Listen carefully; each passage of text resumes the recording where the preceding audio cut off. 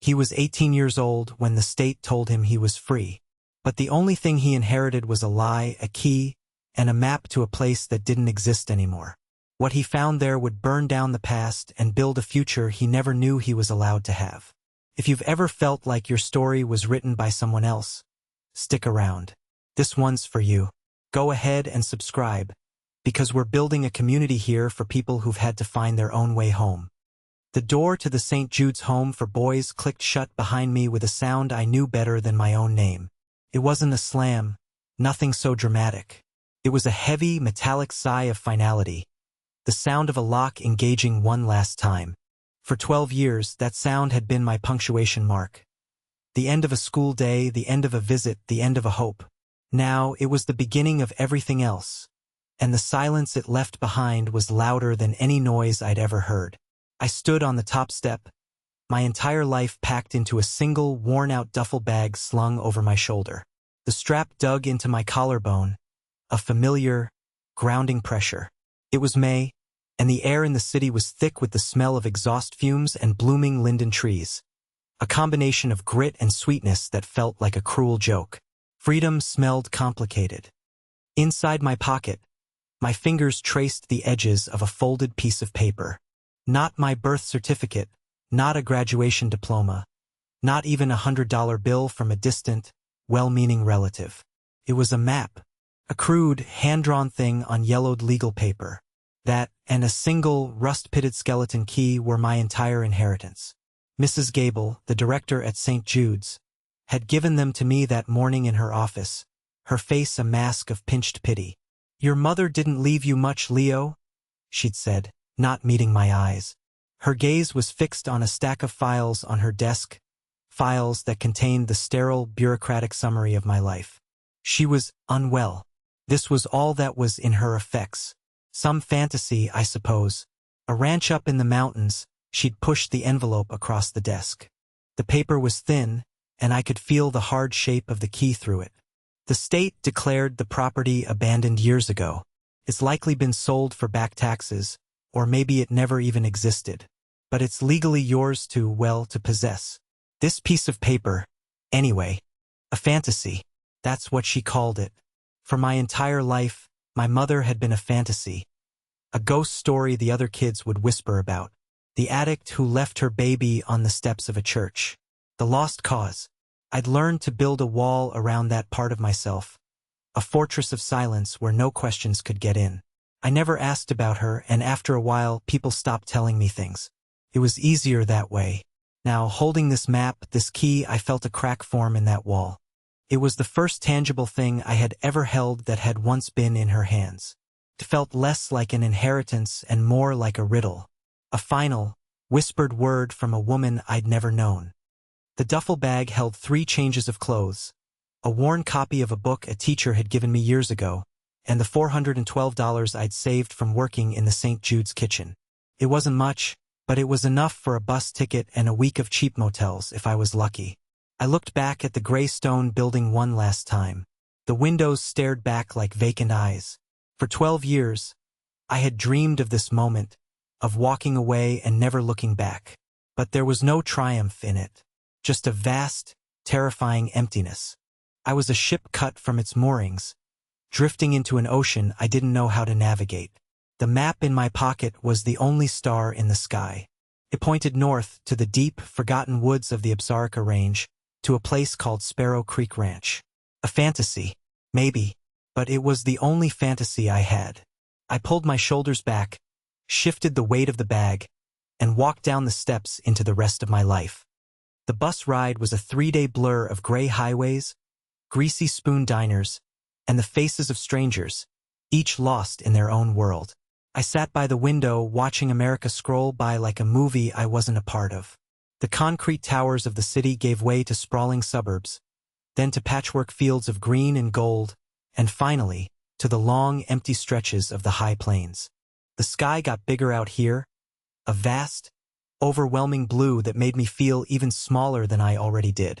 At night, I'd press my forehead against the cool glass and watch the stars, more than I'd ever seen in my life.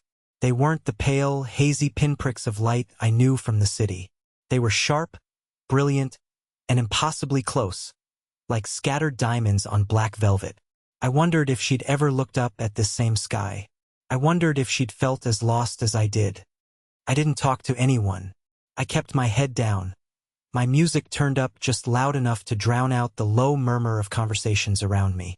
The headphones were a shield. In the system, you learn to make yourself small, to be invisible. You learn that drawing attention is usually the first step toward trouble. The habits were hard to break. A woman with kind eyes and a tired smile offered me half of her sandwich on the second day. I shook my head and mumbled, "No, thank you," my voice rusty from disuse. She just nodded and turned back to the window, leaving me alone with my silence. I regretted it instantly. The loneliness was a physical ache, a hollow space in my chest that the hum of the bus engine couldn't fill. When the bus finally pulled into the dusty little town of Garnet, Montana, it felt like I'd arrived at the edge of the world. The town was little more than a single main street lined with brick buildings, their facades faded by a century of sun and snow. A post office, a general store, a bar with a flickering neon sign, and a diner. That was it. The bus hissed to a stop, and the driver called out the name of the town like an afterthought. I was the only one who got off. I stood on the cracked pavement, my duffel bag at my feet, and watched the bus pull away, its red taillights shrinking in the twilight until they disappeared completely. The silence that descended was different from the silence of the city. It was deep and alive, filled with the whisper of wind through the pines that crowded the edges of the town and the distant call of a bird. I unfolded the map under the pale yellow light of a street lamp. It wasn't a professional survey map. The lines were drawn in shaky ink, the handwriting a feminine, looping script. Sparrow Creek Ranch, it said at the top. It showed the main road, then a smaller, unmarked dirt track turning off about 5 miles past the town. The track wound its way up into the foothills, ending at a small square marked cabin. Next to the square was a tiny, intricate drawing of a bird. A sparrow, I guessed. My mother's handwriting. My mother's drawing. The reality of it hit me with a force that took my breath away. This was real. She had made this for me. I asked the woman behind the counter at the general store about the ranch. She was older, with hair the color of steel wool and eyes that had seen it all. She squinted at the map when I showed it to her. "Sparrow Creek?" she said, her voice raspy. "Haven't heard that name in a long time. That's the old Callaway place. Been empty for the better part of 20 years. Heard the state took it over." She looked at me, her gaze sharp and curious. "You a Callaway?" I shook my head.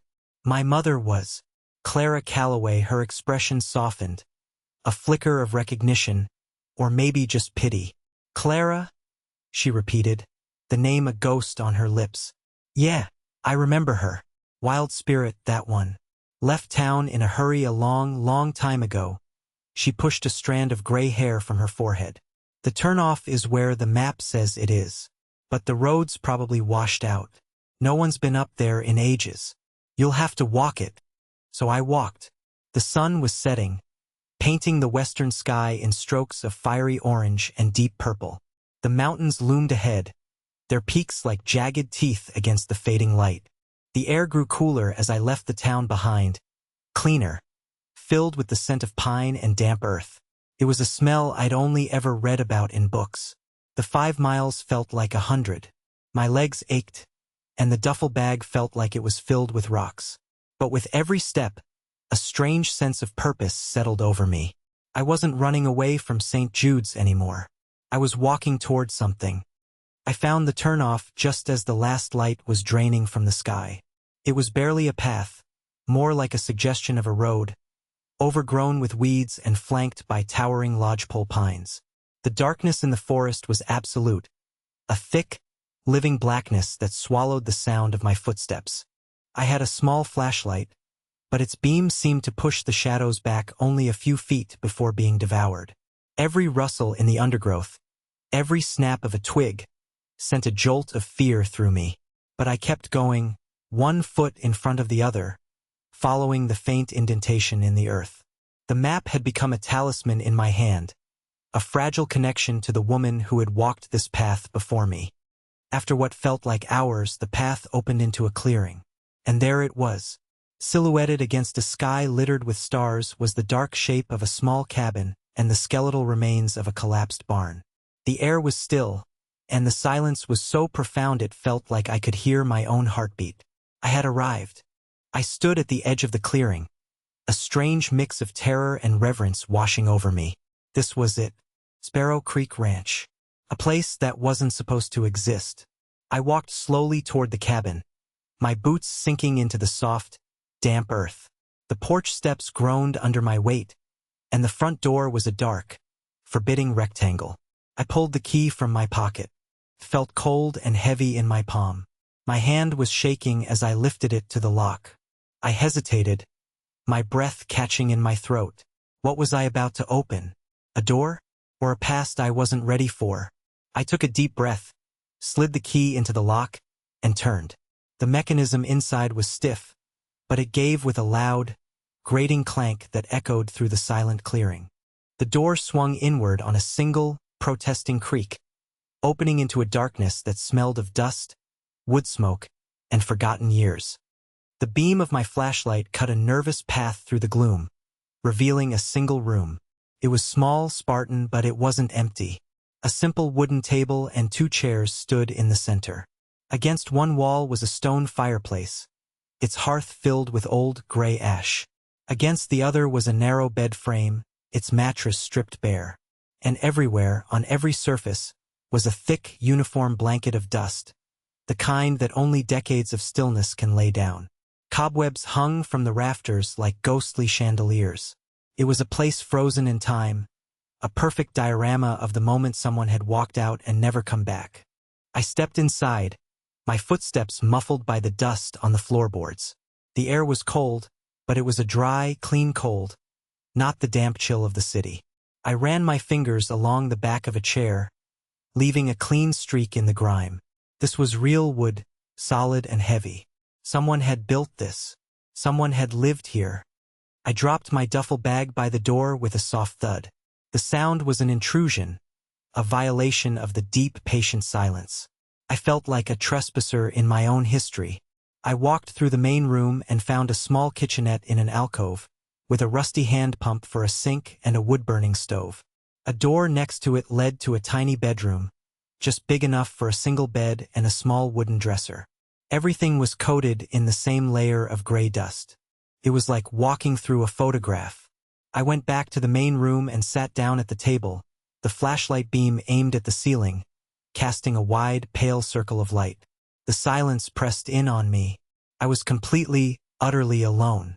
More alone than I had ever been at St. Jude's, surrounded by 100 other boys. There, the loneliness was a dull, constant hum. Here it was a sharp, piercing cry. I wasn't sure what I had been expecting. Buried treasure? A welcome sign? Some grand revelation? But there was just this. An empty, forgotten cabin at the end of a washed-out road. Mrs. Gable's words echoed in my head. A fantasy. Maybe she was right. Maybe this was just a sad, empty dream my mother had left behind. Exhaustion rolled over me, heavy and suffocating. I was tired of hoping, tired of searching for meaning in shadows. I laid my head down on the dusty table, the smell of old wood filling my senses, and for the first time since leaving the city, I let myself cry. I cried for the 12 years in a gray building, for the mother I never knew, and for the overwhelming, crushing weight of being 18 and having nowhere in the world to call home. I must have fallen asleep like that, slumped over the table, because I woke to the first pale light of dawn filtering through the grimy windows. My neck was stiff, and my cheek was imprinted with the grain of the wood. The room looked different in the morning light, softer, less like a tomb and more like a place that was simply sleeping. I stood up, stretching my aching muscles, and looked around. The dust motes danced in the sunbeams slanting through the air. It was then that I saw it. On the stone mantelpiece above the fireplace, something was out of place. It wasn't covered in the same thick blanket of dust as everything else. It was a small, rectangular wooden box, the size of a shoebox, its dark wood catching the light. It looked like it had been wiped clean or perhaps placed there more recently than everything else. My heart started to pound, a slow, heavy drumbeat in my chest. I walked over to the fireplace, my boots scuffing on the floor. I reached out and touched the box. The wood was smooth, polished. It had a simple, unadorned lid. There was no lock. I lifted the lid, my hands trembling slightly. Inside, nestled on a bed of faded velvet, were three things. The first was a stack of letters, at least a dozen of them, tied together with a simple blue ribbon. The envelopes were addressed to Leo in the same looping script as the map. The second was a small, leather-bound photo album. The third was a thick canvas bank bag, the kind with a drawstring at the top. It was heavy. I opened it, and my breath hitched. It was full of cash. Stacks of 20s and 50s, bound with rubber bands. It had to be thousands of dollars. I sank to the floor in front of the fireplace, the box in my lap. I didn't touch the money. I didn't even look at the photo album. My eyes were fixed on the letters. Her letters. To me. The ribbon was old, and it crumbled slightly as I untied it. The top envelope was dated almost 18 years ago, just a few weeks after I was born. I pulled the letter out. The paper was crisp, the ink slightly faded but still perfectly clear. My hands were shaking so hard I could barely hold it steady. "My dearest Leo," it began. "If you are reading this, it means I am not there to tell you these things myself. And for that, I am more sorry than you will ever know. There is so much I need to explain, so much I need you to understand.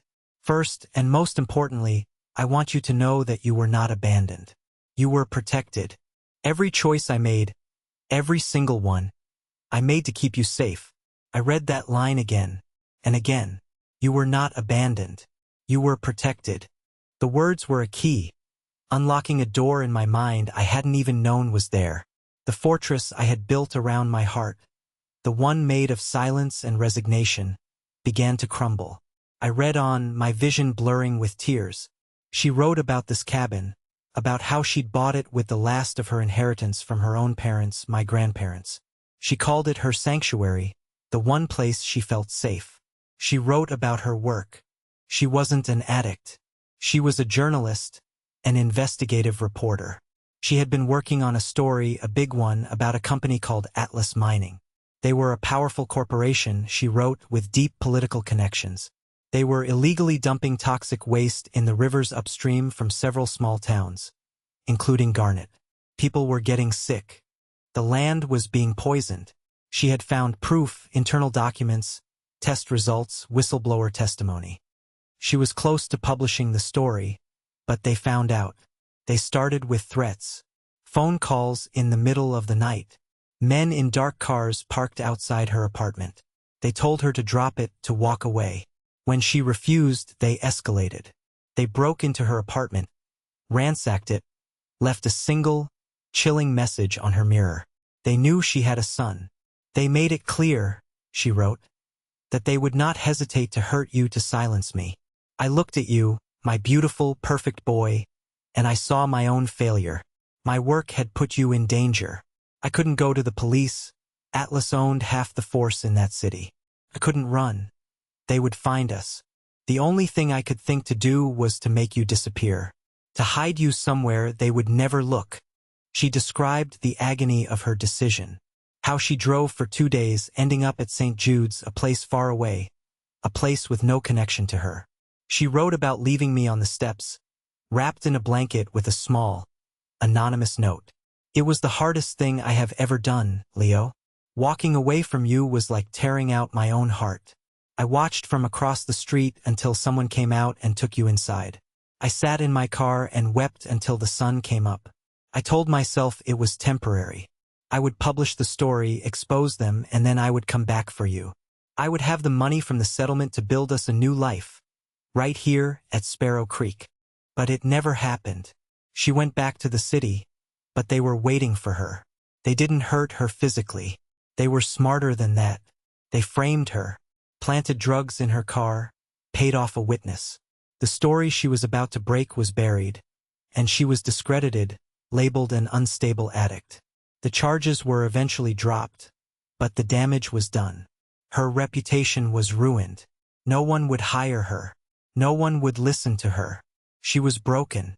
They took my voice, my career, my name, she wrote.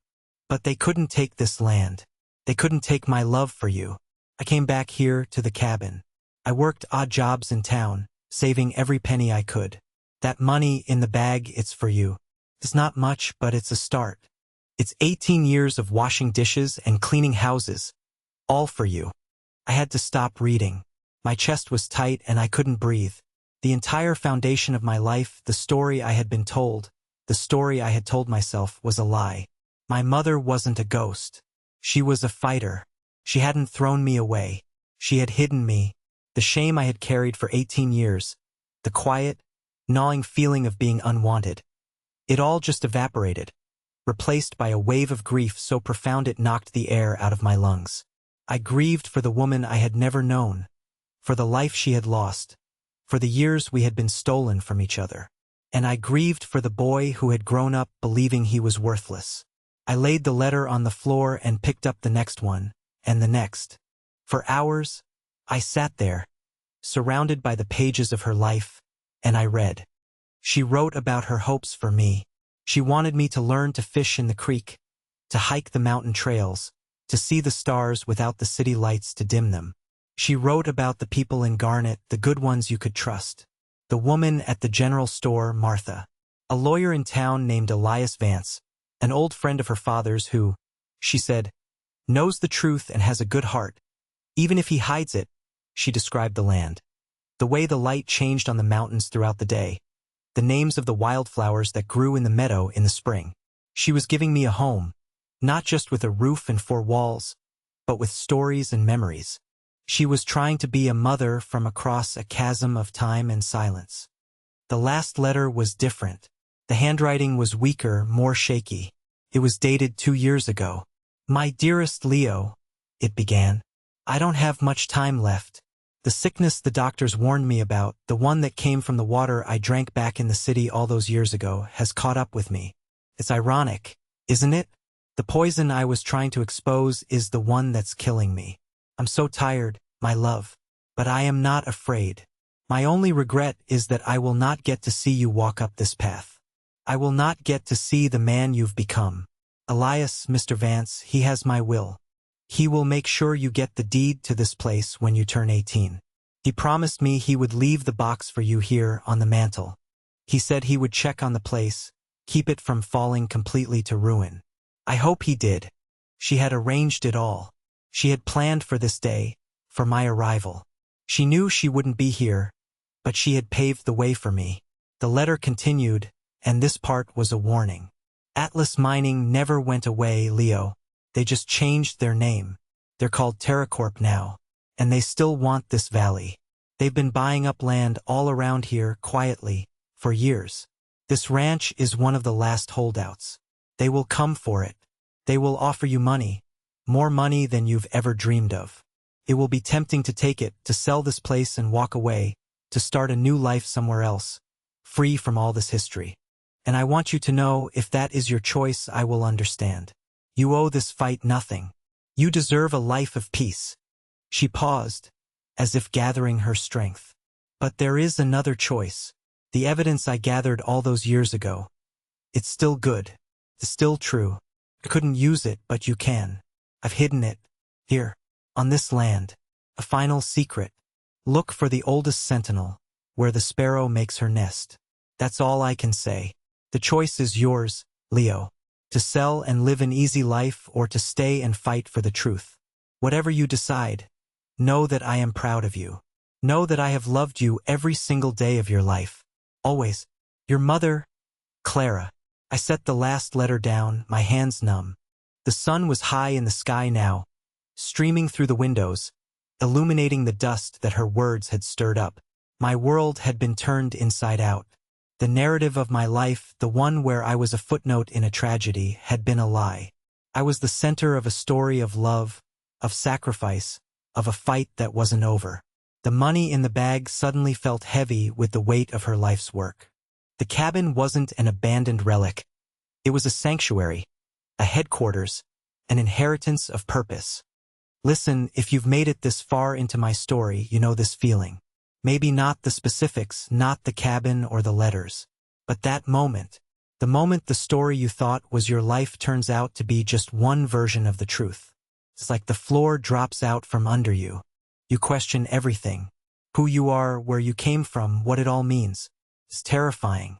But it's also a gift. Because you get to choose what story you write next. Have you ever had a moment like that? A discovery that changed everything? Let me know in the comments below. I read every single one. Because this space, this community, it's for people who know what it's like to have to find the truth for themselves. You're not alone in that.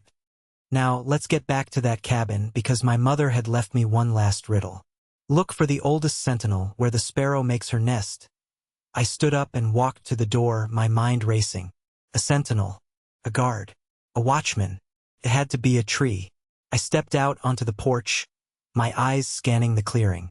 The ranch was surrounded by a forest of lodgepole pines. But on the western edge of the meadow, one tree stood apart. It was a massive ponderosa pine, far older and thicker than the others, its bark scarred and gnarled by centuries of wind and lightning. The oldest sentinel. I started walking towards it, my heart pounding with a new kind of energy. It wasn't just grief or shock anymore. It was determination. As I got closer, I saw it. High up, nestled in a crook where a large branch met the trunk, was a bird's nest. A small, tightly woven cup of twigs and grass, where the sparrow makes her nest. My mother's clue was real. The nest was too high to reach. I circled the base of the tree, my eyes searching for what? A loose rock? A hidden latch? Then I saw it, almost completely covered by dirt and pine needles at the base of the tree. A flat, gray stone that wasn't the same color or texture as the others around it. I knelt down and brushed away the debris. There was a small, rusted iron ring set into the stone. I hooked my fingers through it and pulled. It was heavy, but it lifted, revealing a dark, square hole in the ground. It was a small, stone-lined cellar, a root cellar maybe. And inside, sitting on the damp earth, was a metal footlocker, the kind soldiers use. It was sealed with a heavy padlock. I stared at it, my mind reeling. This was it. The proof. My mother's life's work. Her legacy, her weapon. But how to open it? The key wasn't in the box in the cabin. I searched my pockets, my bag, my mind. Nothing. Defeated, I sat back on the ground, the open cellar gaping at my feet. The sun was starting to dip behind the mountains again, and long shadows stretched across the meadow. I felt a pang of despair. I was so close. I looked back at the cabin, and my eyes fell on the key still hanging from the front door lock. The key to the ranch. The first key she'd left me. It was old, intricate, not like a modern key. On a hunch, I walked back to the cabin, pulled the heavy skeleton key from the lock, and carried it back to the tree. It looked too big for the padlock. It looked impossible, but I slid it in. Fit perfectly. With a turn and a loud click, the lock sprang open. I lifted the heavy lid of the footlocker. The air that escaped smelled of old paper and something metallic, like a filing cabinet. Inside, it was meticulously organized.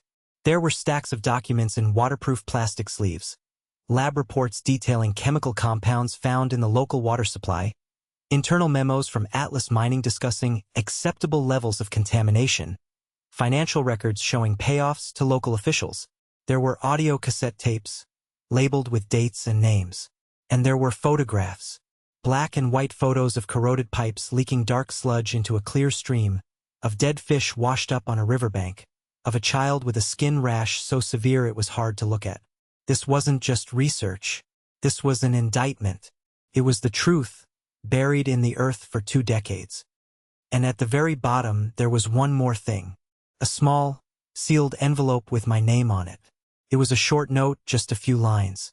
Leo, if you found this, you found your choice. The lawyer I mentioned, Elias Vance, has the other half of this evidence. He was my father's friend, and he helped me prepare all of this. He was supposed to release it if anything happened to me, but he was threatened, too. His family. He backed away. I don't blame him, but he's a good man. If you choose to fight, go to him. He will know what this means. He will help you. The choice is yours. Be safe. I love you. I sat there for a long time, the contents of the footlocker spread out around me on the grass as the stars began to appear in the twilight sky. The weight of it all was immense. I had two paths laid out before me, just as she'd said. I had the money in the cabin. I could take it, walk away from Garnet, from Sparrow Creek, from TerraCorp, and disappear. I could go to college, get a job, build a normal life. A life of peace. No one would blame me. My mother herself had given me her blessing to choose that path. Or I could stay. I could take this box of proof, this legacy of defiance, and walk into a fight I was in no way prepared for.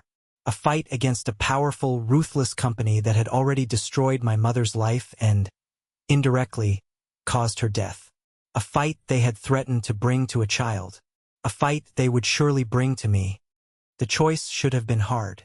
It should have been a long, dark night of the soul. But it wasn't. Sitting there, under the same stars my mother had watched, on the land she had died to protect for me, there was only one choice. The story wasn't over. She had carried the torch as far as she could, and then she had passed it to me. To run would be to let her sacrifice be for nothing. To sell this land would be to sell her memory to the very people who had destroyed her. I carefully packed everything back into the footlocker, locked it, and lowered it back into the cellar, replacing the stone. Tomorrow I would go into town. Tomorrow I would find Elias Vance. Tomorrow the fight would begin again. The next morning, I walked back into Garnet. The town looked different to me now. It wasn't just a random collection of buildings at the end of a bus line. It was a place my mother had known, a community she was fighting for. I felt a connection to it, a sense of responsibility. I found the office of Elias Vance, attorney at law, in a small brick building next to the post office. The paint on the sign was peeling, and the windows were dusty. I pushed the door open, and a small bell chimed. The man sitting behind a large, cluttered wooden desk looked up. He was older than I expected, probably in his late 60s, with a mane of white hair and a face etched with deep lines. He wore a rumpled suit and a tired expression. He looked at me over the top of a pair of reading glasses. "Can I help you?" he asked, his voice a low, gravelly rumble. I stood there for a moment, my courage failing me. This was the man my mother had trusted, the man who had backed away. "I'm looking for Elias Vance," I said, my voice barely a whisper. He raised an eyebrow. "You found him. What's the trouble?" "You're not in trouble, are you, son?" I shook my head. I walked forward and placed the old skeleton key on his desk. "My name is Leo Calloway," I said. "Clara was my mother." The change in his expression was immediate. The weariness in his eyes was replaced by a flood of emotions I couldn't decipher. Shock, guilt, recognition, and something that looked like grief. He stared at the key, then up at my face, really looking at me for the first time. "Clara's boy," he said, his voice thick. My God, I knew this day would come. I hoped it would. He stood up, a tall, stooped man, and walked around the desk. He didn't offer to shake my hand. He just looked at me, his eyes searching my face. "You look like her," he said softly. "You have her eyes." He motioned to a worn leather chair in front of his desk. "Sit down, son. Please. We have a lot to talk about," he said. He went to a filing cabinet in the corner, one of those old, heavy metal ones, and pulled out a key from his pocket. He unlocked the bottom drawer and pulled out a thick, sealed manila envelope. He laid it on the desk between us. "Your mother gave this to me 2 years ago," he said, his voice heavy with regret. "She made me promise to give it to you, along with the deed and the map. It's the other half of her research. The originals of documents she only had copies of. Affidavits from witnesses who have long since disappeared or died. She told me. She told me about the choice she was leaving you." He looked me straight in the eye, his gaze unwavering. "She also told me to tell you that I failed her. That when the time came, I was a coward. She wanted you to know that, so you wouldn't trust me blindly." The honesty of his confession surprised me. "They threatened your family," I said. It wasn't a question. He nodded, his jaw tight. "My daughter. She was in college. They sent me a picture of her, walking out of her dorm. That was all." No note, just a picture. I knew what it meant, so I buried this. I kept my promise to watch over the ranch, to make sure the state didn't seize it, to get the key to you. But I couldn't fight. I've lived with that shame for 20 years. He leaned forward, his hands clasped on the desk. So, the question is, Leo, what did you decide? Did you come here to sell? Because if you did, I can have the papers drawn up in an hour. TerraCorp has a standing offer on the table. A generous one. You could walk out of here a rich young man and never look back. I looked from the envelope on his desk to the raw guilt in his eyes. He was giving me the same choice my mother had. The easy way out. I found the footlocker, I said quietly. A flicker of hope ignited in his eyes. I know what they did to her. I know what they're doing to this valley. And I'm not selling. A slow smile spread across Elias Vance's face. The first genuine smile I had seen from him. Transformed his weary features. Good, he breathed, a sigh of relief that seemed to come from his very soul. God, I was hoping you'd say that. Your mother was the bravest person I ever knew. It seems she passed that on to you. He tapped the envelope on his desk. All right then, Leo Calloway, let's get to work. Let's finish what she started. The weeks that followed were a whirlwind. Elias and I spent days holed up in his dusty office, piecing together my mother's evidence with his. We cross-referenced documents, listened to the muffled, chilling audio tapes, and built a timeline of corruption, intimidation, and environmental crime that spanned 2 decades. Elias was a different man. The weariness was gone, replaced by a fire I suspected hadn't burned in him for a long time. He was sharp, methodical, and brilliant. He knew the law inside and out, and he knew the players we were up against. He explained that a direct lawsuit would be nearly impossible. TerraCorp would bury us in legal fees and tie us up in court for years. Our best shot, he said, was to go public. To create a story so compelling, so undeniable, that the media and the public would become our allies. We worked in secret. I moved into the cabin permanently, using the money my mother had left me to buy supplies in town. I bought a new mattress, a propane stove, and lanterns. I spent my days cleaning, repairing, and making the cabin a home. I patched the roof, replaced the broken window panes, and scrubbed away 20 years of dust. With every nail I hammered, with every board I replaced, I felt like I was honoring her, bringing her sanctuary back to life. In the evenings, I would walk the land, her letters in my pocket, and I would try to see it through her eyes. The way the sunset lit up the peaks, the sound of Sparrow Creek rushing over the rocks. I was putting down roots in the only soil that had ever felt like it belonged to me. The community began to notice. Martha, the woman from the general store, started saving me a newspaper every day. A rancher from down the road stopped by one afternoon and helped me shore up the foundation of the barn, refusing any payment. Your mother was a good woman, he said, his face grim.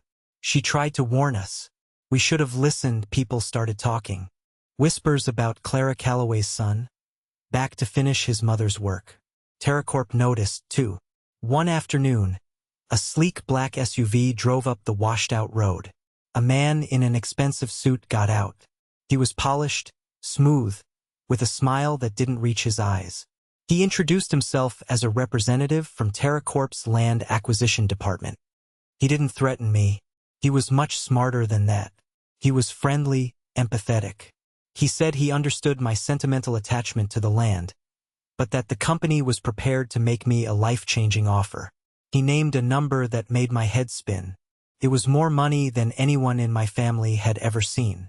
You're a young man, Leo, he said, his voice like silk. You have your whole life ahead of you. You could go anywhere, do anything. Don't let yourself be tied down by a past that isn't yours. Your mother, she was a troubled woman. This company is trying to bring jobs and prosperity to this valley.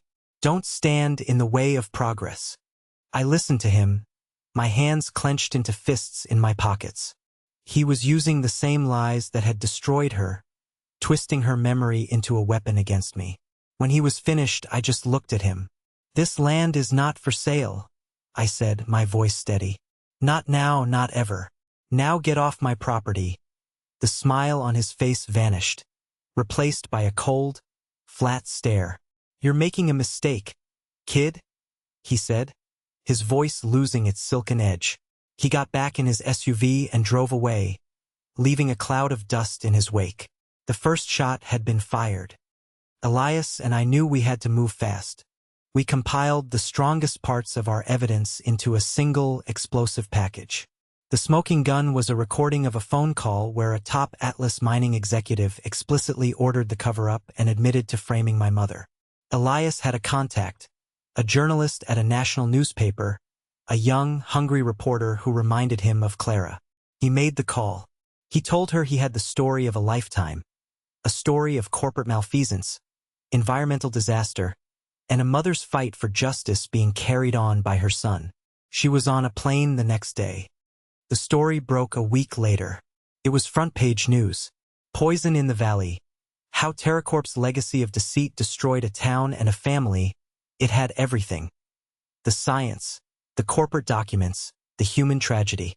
It had my mother's picture, young and vibrant, and it had mine, standing in front of the cabin she had died to protect. The fallout was immediate and catastrophic for TerraCorp. Their stock plummeted. Federal investigators swarmed their headquarters. Class action lawsuits were filed on behalf of the families in Garnet and the other affected towns. The man in the suit who had visited me was fired. The CEO was forced to resign. The company didn't collapse overnight, but it was a mortal wound. They were crippled, exposed, and disgraced. There was no big courtroom victory for me. No dramatic scene where I confronted the villains. The system absorbed the crime, and the wheels of justice began to grind slowly. But we had won. We had told the truth. Elias and I stood on the porch of the cabin the day the story broke, watching the sun set over the mountains. The air felt cleaner, lighter. "She would be so proud of you, Leo," he said, clapping me on the shoulder. I just nodded, my throat too tight to speak.